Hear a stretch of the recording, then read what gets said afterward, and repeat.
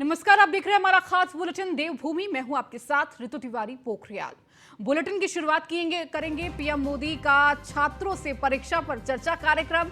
CM Dhami भी virtual माध्यम के कार्यक्रम में हुए शामिल। सीएम धामी देहरादून में लक्ष्मण इंटर कॉलेज पहुंचकर कार्यक्रम में हुए शामिल। प्रदेश के शिक्षा मंत्री धन सिंह रावत भी कार्यक्रम में हुए शामिल।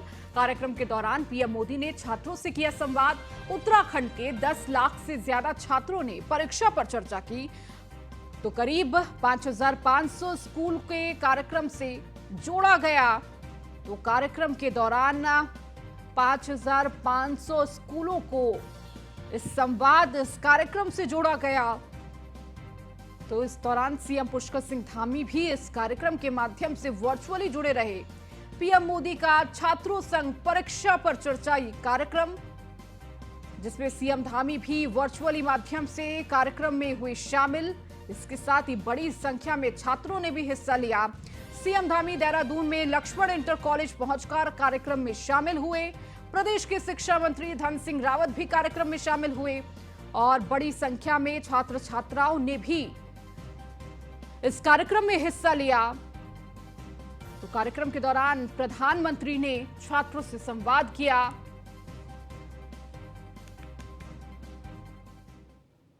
कैबिनेट में धन सिंह रावत अल्मोड़ा पहुंचे, जहां वो मेडिकल कॉलेज के द्वितीय बैच कोट सेरेमनी कार्यक्रम में शामिल हुए। इस दौरान उन्होंने नए छात्रों को शपथ दिलाई और साथ ही मेडिकल कॉलेज में पढ़ाई कर रहे डॉक्टरों को बेहतर सुविधा मुहैया कराने के लिए 250 करोड़ रुपए के बजट को भी मंजूरी दी। कार्यक्रम के दौरान उन्होंने बताया कि रवरी तक मेडिकल कॉलेज की फैकल्टी के रिक्त पदों पर भर्ती कार्य पूरा कर लिया जाएगा। तो अल्मोड़ा पहुंचे कैबिनेट मंत्री धन सिंह रावत। इस दौरान मेडिकल कॉलेज के द्वितीय बैच कोट सेरेमनी में शामिल हुए।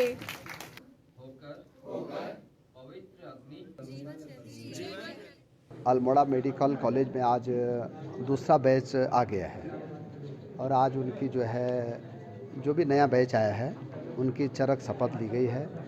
और अल्मोड़ा के लिए भी, कुमाऊं के लिए एक बड़ी उपलब्धि है कि अब 100 बच्चे अब हमारे और आ गए हैं और लगभग 250 करोड़ रुपये हमने इस कॉलेज के लिए दिए हैं। मुझे आशा और विश्वास है कि अगले साल से हमारा कॉलेज बहुत अच्छा हो जाएगा। फैकल्टी भी अब पर्याप्त हमारे आ जाएगी और हर प्रकार की हम यहाँ पे पूरी व्यवस्था करने जा रहे हैं। मैं ये कह सकता हूँ कि अल्मोड़ा कॉलेज हमारा एक अच्छा कॉलेज बनने जा रहा है।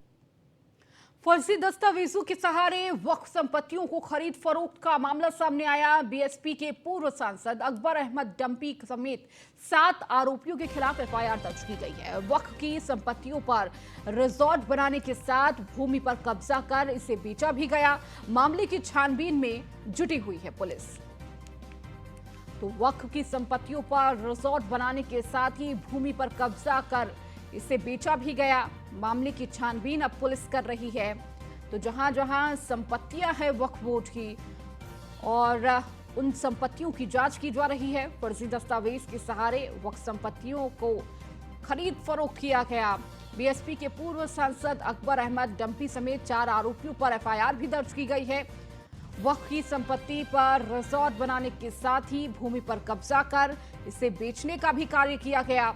अब पूरे मामले को लेकर पुलिस के द्वारा छानबीन की जा रही है और इसके साथ ही 7 लोगों पर एफआईआर दर्ज की गई है, जिसमें बीएसपी के पूर्व सांसद अकबर अहमद डंपी समेत 7 लोग शामिल हैं।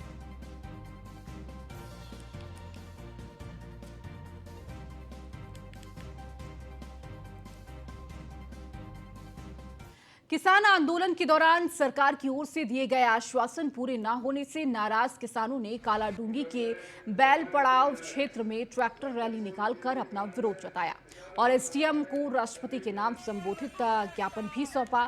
साथ ही मांग पूरी नहीं होने पर किसानों से उग्र आंदोलन की भी चेतावनी दी है।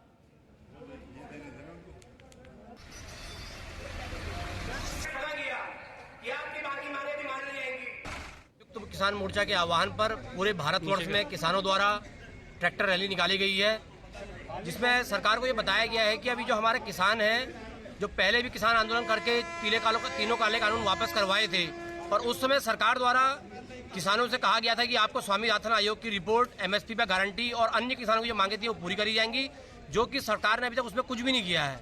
तो किसानों का ये कहना है कि हमारे जो ट्रैक्टर हैं ये ट्रैक्टर नहीं है, टैंक हैं किसानों के।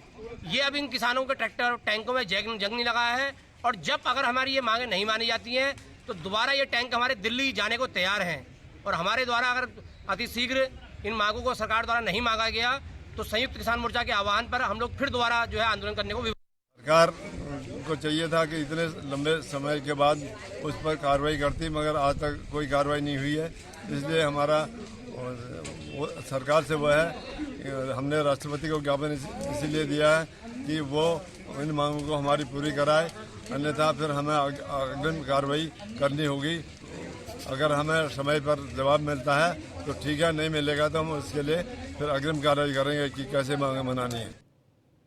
अजय सिंह ने न्यूज वन इंडिया से खास बातचीत की। वरिष्ठ पुलिस अधीक्षक हरिद्वार हैं अजय सिंह। तो पटवारी पेपर लीक कांड में अब तक 11 लोग गिरफ्तार हुए हैं। पेपर लीक कांड की तेजी से चल रही है एसआईटी जांच। पेपर लीक कराने और बेचने वाले नहीं बचेंगे। तो पटवारी पेपर लीक कांड की निष्पक्ष जांच की जाएगी। तमाम बड़ी बातें कही इस दौरान। तो पेपर लीक कांड की तेजी से एसआईटी जांच कर रही है, इसका जिक्र किया। साथ ही साथ पेपर लीक कराने और बेचने वालों पर कड़ी कार्रवाई होगी, इसका भी सख्त संदेश। एसआईटी टीम में सीनियर पुलिस अफसर हैं शामिल। व्यक्ति विशेष को टारगेट करके जांच नहीं हो रही है, निष्पक्षता के साथ जांच की जा रही है। तो भर्ती परीक्षाओं में अब गड़बड़ी नहीं होने देंगे, इसका भी संदेश दिया। तो थोड़ा समय लगा लेकिन अब व्यवस्था ठीक होगी। तो कहीं ना कहीं युवाओं में एक संदेह था कि किस तरह से आगे परीक्षाओं पे भरोसा किया जाए, उसको लेकर अजय सिंह ने बड़ा बयान दिया है। वरिष्ठ पुलिस अधीक्षक हरिद्वार हैं अजय सिंह, जिन्होंने न्यूज वन इंडिया से खास बातचीत करते हुए तमाम पेपर लीक मामलों को लेकर एक कड़ा संदेश जनता के सामने दिया कि पेपर लीक कांड की तेजी से जांच चल रही है। इसका विश्वास दिलाया कि एसआईटी इस पूरे मामले की जांच निष्पक्षता के साथ कर रही है। तो पेपर लीक कराने और बेचने वालों को बख्शा नहीं जाएगा। पटवारी पेपर लीक कांड की निष्पक्षता के साथ जांच हो रही है और आगे किस तरह से इन परीक्षाओं को लेकर पारदर्शिता रखी जाएगी, इसका भी जिक्र किया। तो और क्या कुछ कहा अजय सिंह ने, आइए आपको सुनाते हैं। उत्तराखंड में बीते 6 माह से पेपर लीक और यूकेएसएससी के बाद अब पेपर लीक की आंच यूकेपीएससी यानी लोक सेवा आयोग हरिद्वार तक आ गई है। हालांकि इस मामले में मुख्यमंत्री के निर्देशों के बाद बहुत तेजी से कार्रवाई भी शुरू हुई है। युवा बेरोजगारों को जो अभी तक लोक सेवा आयोग पर विश्वास था वो विश्वास डगमगाया भी है, लेकिन एसआईटी ने इस मामले में अपनी जांच का भी दायरा बढ़ाया है और गिरफ्तारियां शुरू हो गई। इस वक्त हमारे साथ एसएसपी हरिद्वार और इस मामले के जांच अधिकारी एसआईटी चीफ अजय सिंह जी हैं। आप ही ने यूकेएसएससी पेपर लीक का पूरा भांडाफोड़ किया, हाकम सिंह जैसे माफिया जेल में है, इनसे बातचीत करते हैं। सर, संघ लोक सेवा आयोग की जो लोक सेवा आयोग हरिद्वार की परीक्षाओं में गड़बड़ आई, आप लोगों ने उसमें प्राइमा फेसी बहुत कुछ गड़बड़ पाया है और गिरफ्तारियां शुरू हो गई हैं। अभी तक क्या लग रहा है सर, इसका दायरा कहां तक है, इसमें क्या और भी लोग शामिल हो सकते हैं, क्या अभी तक की फैक्ट फाइंडिंग है? हाँ, देखिए, मैं 2 चीज़ें स्पष्ट करना चाहूँगा कि जो भी पूर्व में जो यूके की जो गड़बड़ी आई थी वो काफ़ी पुरानी, काफ़ी सालों से कुछ चीज़ें उसमें आई थी प्रकाश में, और उसकी जांच के उपरांत जो है जब एसटीएफ के द्वारा इसमें पूरी कार्रवाई की गई थी सरकार के निर्देश पर, तो पूरी तह तक जाने के बाद बहुत सारे अधिकारी कर्मचारी इसमें जेल भी गए। पूरा एक गैंग था जो चाहे उत्तराखंड में रिलेटेड हो चाहे वो यूपी में हो, सभी का भांडाफोड़ करते हुए करीब 55-60 लोग की गिरफ्तारियां इसमें की गई और काफ़ी सारे छात्रों को इसमें चिन्हित करके कार्रवाई की गई। चूंकि एक अभी वर्तमान प्रकरण एक परीक्षा के कुछ प्रश्न पत्रों को लीक होने का आया था यूकेपीएससी का, और इस मामले में चूंकि एसटीएफ ने ही प्राथमिक जो हमारी इंटेलिजेंस और एसटीएफ, चूंकि सरकार ने इसमें स्पष्ट निर्देश थे कि जो भी परीक्षाएं हो रही हैं उनकी पूरी सुस्तता का ध्यान रखा जाए, तो सभी एजेंसी जो इस तरह की थी वो इसमें लगातार अपनी निगरानी कर रही थी। उसी निगरानी के फलस्वरूप था कि परीक्षा के होने के बाद ही 2-3 दिन बाद ही इस तरह के इनपुट प्राप्त होने पर इसमें एसटीएफ द्वारा प्राथमिक रूप से कार्रवाई की गई और फिर ये एसआईटी को ये विवेचना सिर्फ इसलिए दी गई थी क्योंकि यहाँ पर मुकदमा दर्ज था, यहाँ पर यूके पीएससी का ऑफिस भी है, साथ ही साथ जो मैटर था ये पूरा यहाँ के लोगों से रिलेटेड निकल रहा था प्राथमिक जांच में। तो इसको एक गंभीर तरीके से और शीघ्र इसका अनावरण करना और साथ ही साथ जो भी इसमें लिप्त हैं, चाहे वो आयोग के अंदर हों, बाहर हों या यहाँ के जो लोग, यहाँ गैंग जो ऑपरेट कर रहा था, उन सब पे त्वरित कार्रवाई के लिए एसआईटी का गठन किया गया था। सर, सोशल मीडिया में इस प्रकार की चर्चाएं रही कि एसआईटी बन गई, मामला हल्का हो जाएगा, एसटीएफ ज्यादा एक्सपर्ट एजेंसी होती है, वो टेक्निकली ज्यादा साउंड होते हैं, जिला पुलिस थोड़ी कमजोर होती है। पर हालांकि आपको यूकेएसएससी का भी अनुभव है, तो आप काफी हद तक समझ चुके हैं कि पेपर कैसे आता है, कैसे लीक होता है। तो क्या माना जाए एसटीएफ बेटर है या एसआईटी जो भी काम कर रही है बेटर है? देखिए, ये तो स्पष्ट है कि चाहे एसटीएफ हो, चाहे जिला पुलिस हो, सभी एक ही यूनिट के हैं और पोस्टिंग सिर्फ चेंज होती है। और जहां एक्सपर्टाइज की बात रही, हर चीज़ का, हर क्राइम के लिए एक एक्सपर्ट एजेंसी की जो उसको अनुभव होता है वो बहुत काम आता है। चूंकि लास्ट 6 महीने जब मैंने वहाँ काम किया था, मतलब हमारी टीम ने काम किया था, तो हमने सारी चीज़ों के एक, क्या कहते हैं कि जो तरीका होता है, कैसे पेपर लीक होता है, क्या साक्ष्यों की जरूरत पड़ती है, कैसे सोर्स उसको खोजा जाता है पेपर लीक का, तो सारी चीज़ों का जो अनुभव था एज रहते हुए वहाँ पर हमने काम किया था। और काम करने के बाद भी जब हम एसआईटी का गठन हुआ था, तो जिला पुलिस में भी सिर्फ उन्हीं को एसआईटी में रखा गया है जो हमारे ऐसे मेंबर्स हैं जो एक्सपर्ट हैं, चाहे वो पूर्व में एसटीएफ में रहे हों, चाहे एसओजी में रहे हों, चाहे उनको टेक्निकल नॉलेज हो, और साथ ही साथ ऐसे लोग भी हैं जो लिखत पढ़त में जो काफ़ी एक्सपर्ट हैं। तो एक मिली जुली टीम बनाई गई है जो मिल के काम कर रही। मैंने उद्देश्य सिर्फ एक ही है सरकार का कि जल्दी से जल्द जो है इस घोटाले में अगर कोई है अंदर या पहले कभी ऐसी कोई चीज़ें हैं जिसमें शामिल रहे हों, उनका पर्दाफाश करना है और आगे वाली परीक्षाओं में इस तरह की कोई पुनरावृत्ति ना हो, इसको भी इंश्योर करना है। तो उद्देश्य एक ही है, चाहे कोई भी एजेंसी कर रही हो, उसका उद्देश्य यही है कि सही तरह से जांच को आगे बढ़ाना है। सर, जो लोक सेवा आयोग के पेपर लीक में अनुभाग अधिकारी की भूमिका महत्वपूर्ण आई, बताया जाता है वो 2004 से आयोग में है और बहुत पहले से इस अनुभाग को भी देख रहे हैं। तो क्या माना जाए कि सिर्फ पटवारी पेपर में ही गड़बड़ हुई या कुछ अभी तक आप लोगों को और इनपुट मिले हों चर्चाओं के आधार पर या लिखित शिकायत के आधार पर कि पटवारी के अलावा भी कुछ परीक्षाएं ऐसी थी जिनमें इन्होंने कुछ गड़बड़ की है या प्रयास किया हो? देखिए, ये कोई नियुक्त है अगर 15-20 साल से, तो सिर्फ ये एनालिसिस निकालना कि कोई परीक्षा पूर्व में भी लीक हो, ये भी कहना गलत है। क्योंकि क्या उसको क्या जिम्मेदारियां पूर्व में मिली थी, किस जिम्मेदारी के रोल पे था, ये सारी चीज़ें महत्वपूर्ण हो जाती हैं। क्योंकि एक चीज़ अभी आई है संज्ञान में, उस संज्ञान के बाद उसमें कार्रवाई चल रही है त्वरित तरीके से, और भी कहीं से कुछ इन्फॉर्मेशन डेवलप हो रही है इन्वेस्टिगेशन के दौरान, तो उस पर भी हमारी पूरी टीम लगी हुई है कि इसमें कोई भी बचने ना पाए। लेकिन ये कहना कि इसमें बहुत सालों से कोई धांधली चल रही है, इसको मैं अभी इसलिए एक्सेप्ट नहीं करना चाहता कि हमारी जांच में अभी तक की ऐसा कोई सालों से कोई घपले की बात नहीं आई। हाँ, लेकिन रिसेंट जो अभी इंसिडेंट हुआ है उसको देखते हुए हम पूरे गंभीर हैं, क्योंकि आयोग के द्वारा भी जैसे मुझे जानकारी मिली कि इंटरनल कमेटी बना के पूरा जांच की जा रही है। जो भी कहीं पे लीकेज थी या किसी तरह की कोई कमियां थी उसको पूरा किया जा रहा है। साथ ही साथ पुलिस की जो इंटेलिजेंस की विंग है, चाहे वो जिला पुलिस की हो चाहे वो इंटेलिजेंस की हो, पूरी सतर्कता बढ़ा दी गई है। पूर्व के कोई ऐसे मामले अगर आ रहे हैं, कहीं से प्रकाश में आते भी हैं, तो उसकी भी हम छानबीन कर रहे हैं। तो उद्देश्य मैंने क्या यही है कि छात्रों के जो भविष्य को देखते हुए कि ऐसा कहीं आगे ना हो, उसको भी हमें मेंटेन करना। साथ ही साथ ऐसा कोई अपराधी बच भी ना पाए, ये भी हम पूरा ध्यान लेके चल रहे हैं कि कोई अगर ब्लैक शिप जिसे कहते हैं कि अंदर आयोग के अंदर या कोई ऐसा जुड़ा हुआ व्यक्ति, कोई दलाल है जो इस कार्यों में लिप्त है, तो उसको भी खोज के बाहर जल्दी से जल्दी निकाल लिया जाएगा। सर, मौजूदा पटवारी पेपर लीक की यदि बात करूं तो जांच कहां तक पहुंची है और कौन कौन लोग निशाने पर हैं? एक भाजपा नेता के नाम का जिक्र क्यों आता है? आखिर वो 15 दिन में ही मंडल से निकाल दिए गए। आखिर इन सब चर्चाओं के पीछे आखिर क्या कुछ कॉन्क्रीट है या ये सिर्फ चर्चाएं मात्र हैं?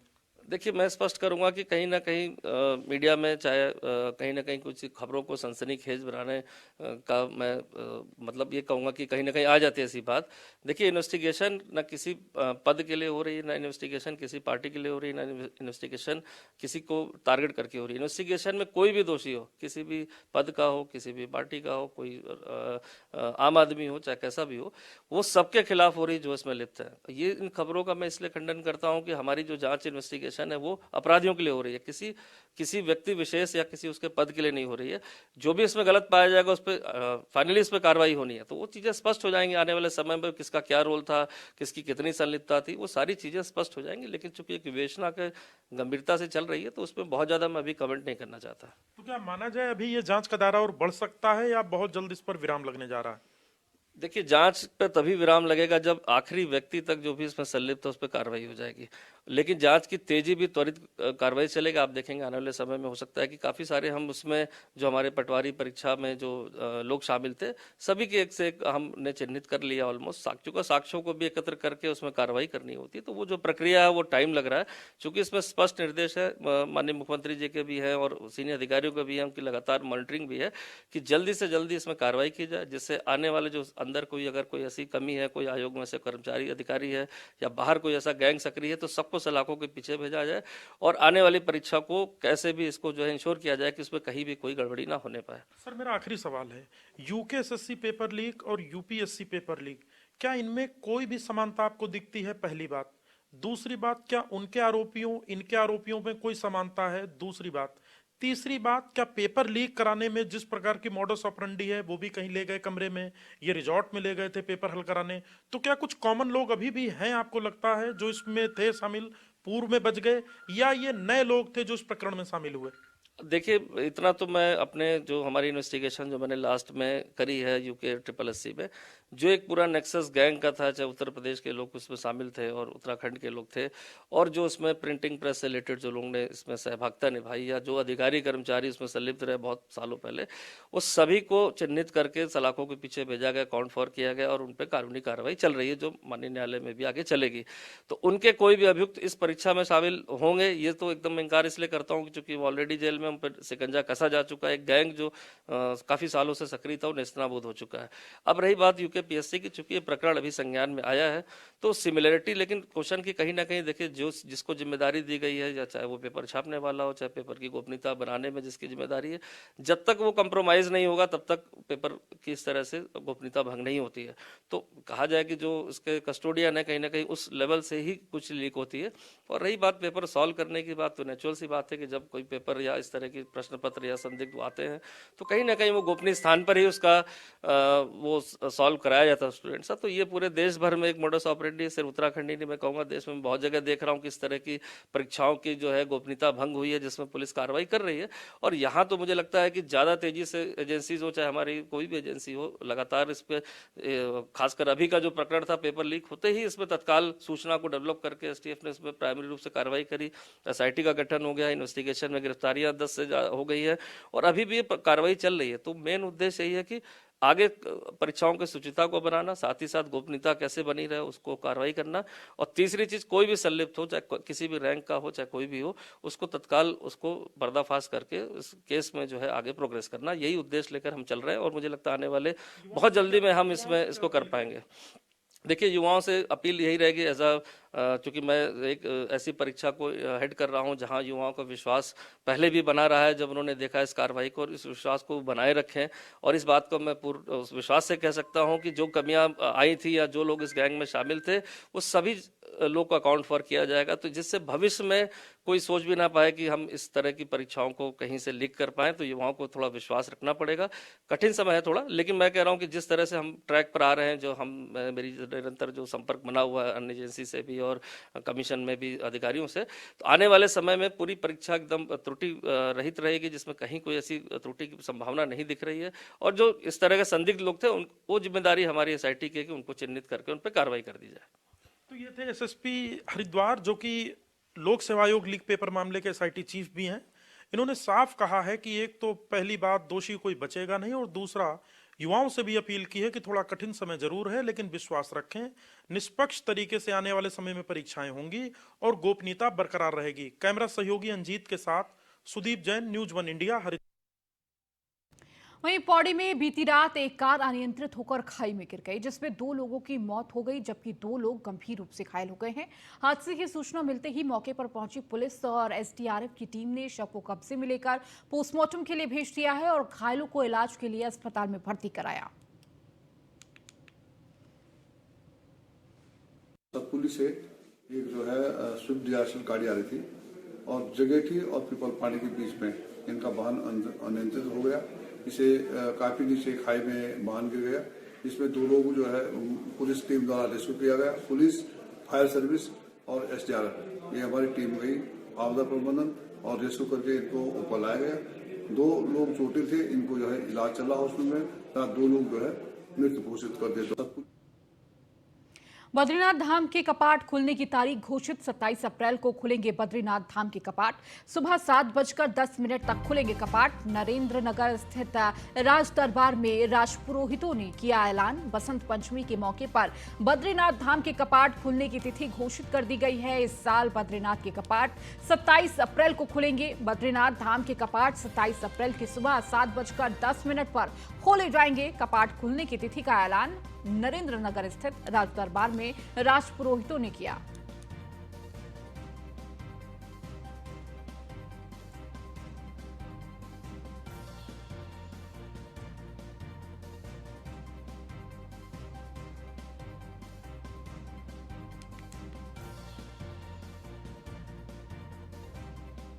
खबरों में आगे बढ़ेंगे। कांग्रेस की हाथ जोड़ो यात्रा पर मुख्यमंत्री और बीजेपी प्रदेश अध्यक्ष महेंद्र भट्ट ने निशाना साधा है। मुख्यमंत्री पुष्कर सिंह धामी ने कहा कि एक तरफ ये गणतंत्र दिवस मना रहा है, दूसरी तरफ कांग्रेस ने पीछे 70 सालों में सिर्फ देश को बांटने का काम किया है, न कि देश को जोड़ने का। साथ ही सीएम ने कहा कि आज देश के प्रधानमंत्री नरेंद्र मोदी ने कश्मीर से धारा 370 हटाई है, जबकि कांग्रेस इसके खिलाफ थी। वहीं प्रदेश अध्यक्ष महेंद्र भट्ट का कहना है कि कांग्रेस को देखकर तो पहले ही प्रदेश की जनता अपने हाथ जोड़ लेती है। अब कांग्रेस अपने इस अभियान के तहत लोगों से माफी मांगने जा रही है।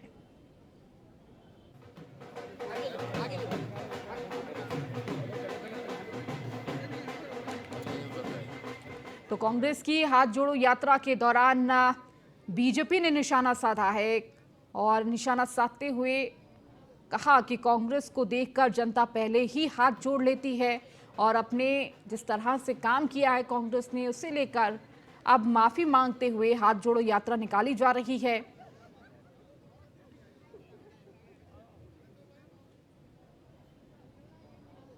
देश की आज़ादी से लेकर अब तक कांग्रेस ने देश के साथ समझौतों पर समझौते किए हैं और उन्होंने अपने पार्टी के हितों के लिए, अपने हितों के लिए, उनके जिन्होंने 55 वर्षों तक देश के अंदर शासन किया है, हमेशा वो काम किया है, जिसके कारण से आज देश के अंदर बहुत सारी परेशानियां आज भी बनी हुई हैं। प्रधानमंत्री मोदी जी के बनने के बाद जो कश्मीर की समस्या थी, उस कश्मीर की समस्या का समापन हुआ है। धारा 370 समाप्त हुई है। देश के अंदर नक्सलवाद था, आतंकवाद था, तमाम प्रकार का, एक मैं कहूँ कि हर तरीके से, कहीं क्षेत्रवाद, कहीं वर्गवाद, इन सब से अगर किसी ने देश को उबारने का काम किया है, देश को आगे ले जाने का काम किया है, तो भारत माँ के लाल नरेंद्र मोदी जी ने किया है। मैं शुरू से इस जगह बोल रहा हूँ कि उत्तराखंड की जनता ने कांग्रेस से हाथ जोड़ दिए। ठीक है, अपनी माफ़ी मांगने के लिए जनता के बीच में जाएं, मुझे उसमें कोई आपत्ति नहीं कि लोकतांत्रिक देश है, हर व्यक्ति को अपने विषय लेकर जाने की एक रहता ही है, वो जाएंगे। लेकिन मैं कह सकता हूँ उत्तराखंड की जनता देश के प्रधानमंत्री नरेंद्र भाई मोदी के प्रति, हमारे प्रदेश के मुखिया पुष्कर सिंह धामी जी के प्रति और भारतीय जनता पार्टी के जो कार्य क्षेत्र के विकास के लिए हुए उसके साथ खड़ी है। मैं शुरू से रुद्रप्रयाग जिले में बुधवार देर रात बद्रीनाथ हाईवे पर रतूड़ा फायर सर्विस स्टेशन के पास एक टाटा सुमो वाहन दुर्घटनाग्रस्त हो गई। वाहन में सवार 3 लोगों में से 2 की मौके पर ही मौत हो गई। दुर्घटना की जानकारी मिलने पर रेस्क्यू उपकरणों के साथ मौके पर पहुंची एसडीआरएफ की टीम ने राहत बचाव का कार्य किया। घायल व्यक्तियों का रेस्क्यू कर जिला चिकित्सालय भेजा गया। दुर्घटना का कारण टाटा सुमो का अनियंत्रित होना बताया जा रहा है।